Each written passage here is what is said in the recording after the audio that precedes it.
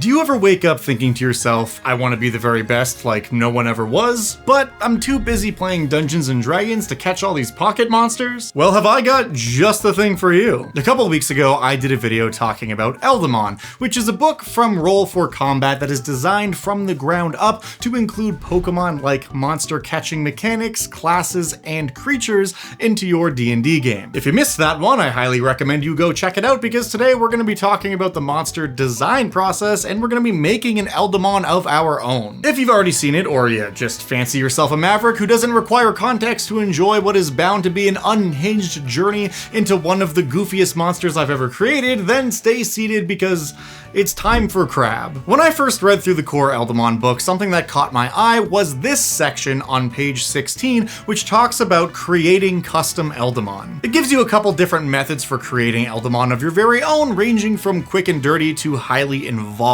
If, say, you wanted to bring Blastoise into your D&D Eldamon game, all you really have to do is two things. One, give it an evolution condition, because Eldamon don't evolve by hitting specific levels or gaining XP, they evolve by completing some sort of specific set of circumstances that are unique to each Eldamon, so you gotta come up with that. And then the book recommends just copying one of the stat blocks of a similar Eldamon to use. Obviously you can tweak and tinker from there, but this is more or less just meant to give the Dungeon Master a way to improvise Eldamon stats on the fly if you need to do so at the game table. The full method involves going through all the powers, picking which powers become available to the Eldamon at which level, and coming up with the creature's two unique traits as well as their unique evolved trait. Something the book also mentions, which I happen to agree with, is that when you're making a creature for a monster catching game, the visual design of an Eldamon is super important. So if you happen to be artistically inclined, you should draw them, or you could always get art commissioned if you've got a budget, or,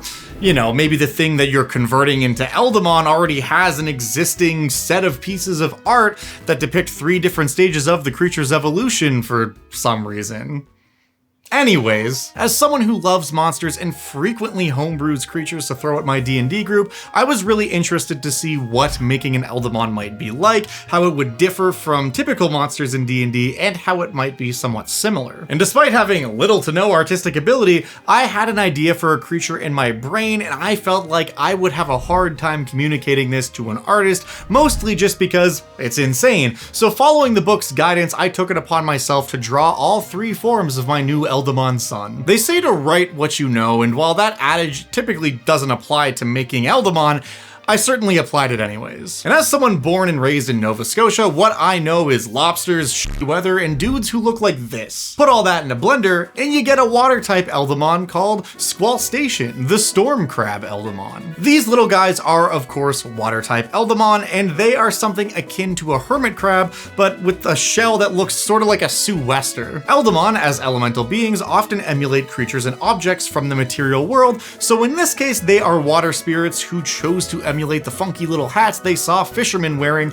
as they went about their business. Now, a big part of inventing a new Eldamon is, of course, coming up with that evolutionary condition, and I felt like a good old-fashioned competition was in order. See, SQUALLSTACEANs are intrigued by the penchant for fierce competition shown by many mortals, and they seek to understand why mortals compete with each other in ways that are entirely made up, seemingly just for the sake of it. Fighting over territory or racing to be the first to acquire food makes sense in the natural world, but mortals really do be out here just playing sports, hosting Eldamon battles, or even just straight up challenging each other to feats of skill for no reason other than fun. To an Eldamon, this is an entirely alien concept, so these little guys do their best to emulate and understand. They frequently engage in contests where they might see who can remain on top of a slick rock near the ocean for the longest during a sea storm. Or when the mood strikes, they might shift into their battle form, Timura, and have a bit of a scrap. In their battle form, Timura grows from the size of a fishing cap to a solid 4 feet in height, and their weight jumps up to 350 pounds.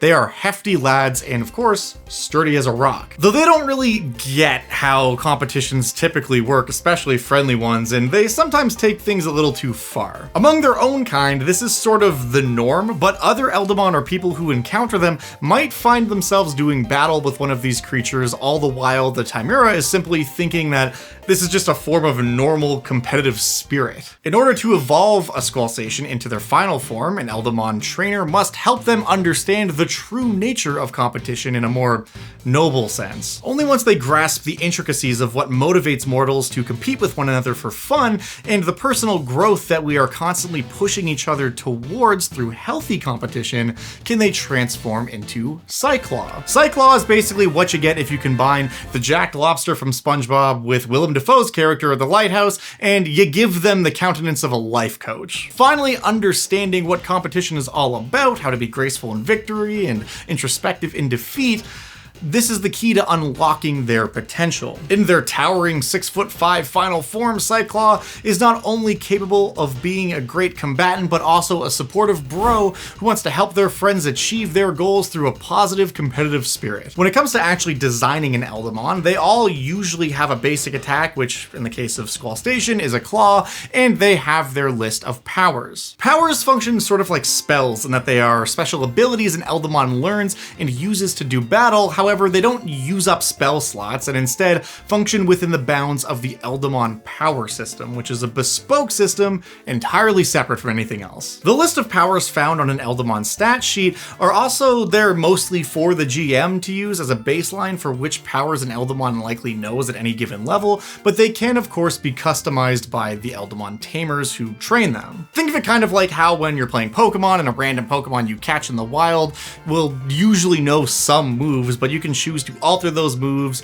after it joins your team. The other thing every Eldamon needs is an elemental trait, a form trait, and an evolution trait. The elemental and form traits are both things that apply to the Eldamon all the time, like any traits in a D&D monster stat block, and the evolution trait is a special ability an Eldamon gains access to after it evolves. The only real difference between the elemental and form traits is that the elemental trait is typically shared with a character playing as the elemental avatar class when they're bonded with that Eldamon, while the form trait usually isn't. So for our weird little maritime crab monster, the first trait I gave it is called Confront. Because of this trait, when SQUALLSTACEAN makes an attack with a power against a target within a certain range, as part of that attack, it can teleport adjacent to the target immediately before dealing the damage. The distance from which it can do this scales with your proficiency bonus, so if you are an Eldamon tamer of first level, you can't just do this from 100 feet away or something, but as you get stronger, the range increases,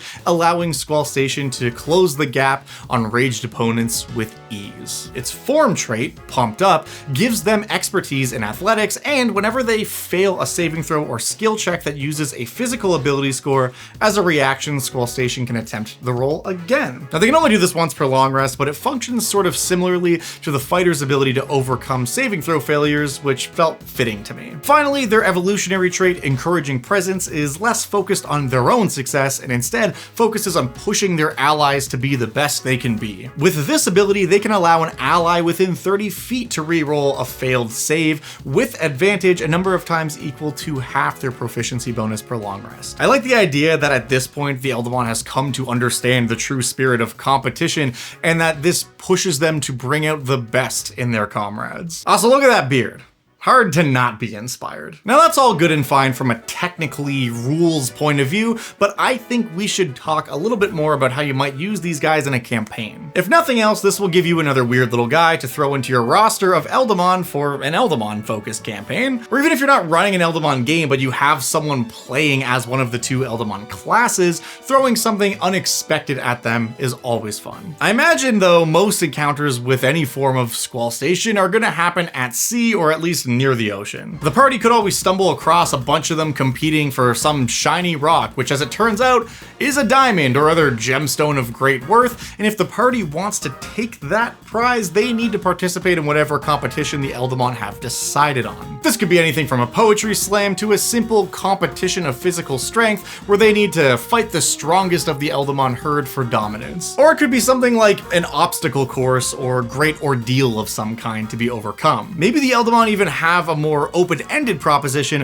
where they're all headed out to go fishing and whoever brings back the biggest fish is the winner. This could be a great chance to spring a giant squid encounter on your party or some other sea beast that will win them that prize if they're able to defeat it. They can also make for fun companions to any nautical NPC. Perhaps the old sea captain isn't actually wearing a rain hat, but has a Squall Station vibing out on his head, which is only revealed to the most perceptive, or of course if danger should arise in some form. Honestly, this really just feels like one of those Pokemon that would show up in a random episode of the show that is like the partner Pokemon of a quirky one-off character we never see again until a movie comes out like 4 years later, and then you go, oh yeah, it's that guy with the crab hat from that one episode. But however you may choose to use this monster, I had so much fun designing this guy, and I hope that some of you out there, whether you're playing in an Eldamon game or just using it as a typical D&D monster, find a place for this maritime crab fisherman in a game of your own. As always, if you want to use this monster in your game, link to the description down below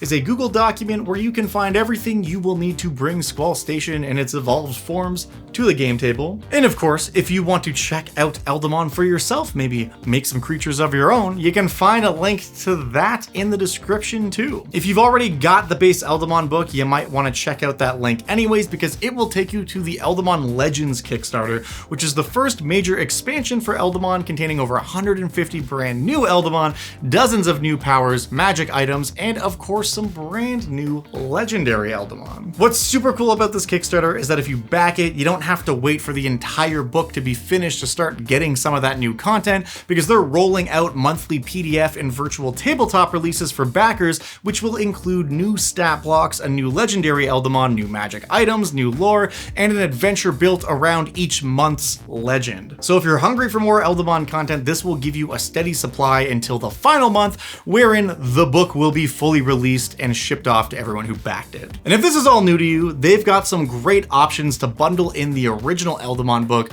which is of course available already. So thank you so much to Roll for Combat for sponsoring this week's video and getting me to draw something I didn't know was possible. I hope you all enjoy this little crab creature, and as always, I will see you in the next one. Thank you so much for watching. Till then.